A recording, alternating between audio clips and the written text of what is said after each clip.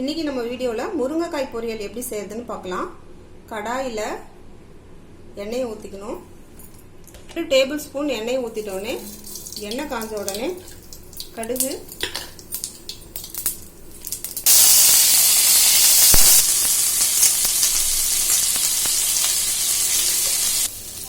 வெங்காயம் வதங்கின உடனே தட்டி வச்சிருந்த ஒரு முழு பூண்டு பல்லையும் போட்டுடணும், வதக்கணும்.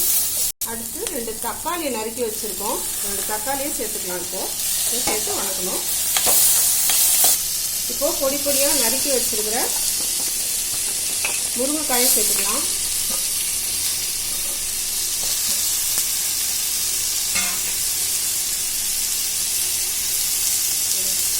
இதுல 1 டேபிள் ஸ்பூன் மிளகாத்தூள், குழம்பு மிளகாத்தூள் வீட்டில் அரைச்சி வச்சது,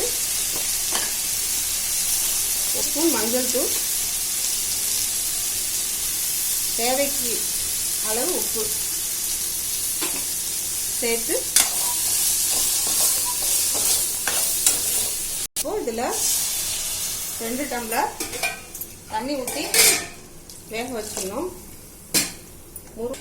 இது மேலே கொத்தமல்லி இலையை இப்படி தூவி விட்டுக்கோங்க. முருங்கைக்காய் நல்லா வெந்த உடனே இறக்கிட வேண்டியது தான். இப்போ நல்லா கொதிச்சு முருங்கைக்காய் வெந்துடுச்சு. இப்போ சுவையான முருங்கைக்காய் பொரியல் நமக்கு ரெடி ஆயிடுச்சு. இந்த வீடியோ உங்களுக்கு பிடிச்சிருந்தா லைக் பண்ணுங்கள், ஷேர் பண்ணுங்கள், சப்ஸ்கிரைப் பண்ணுங்கள்.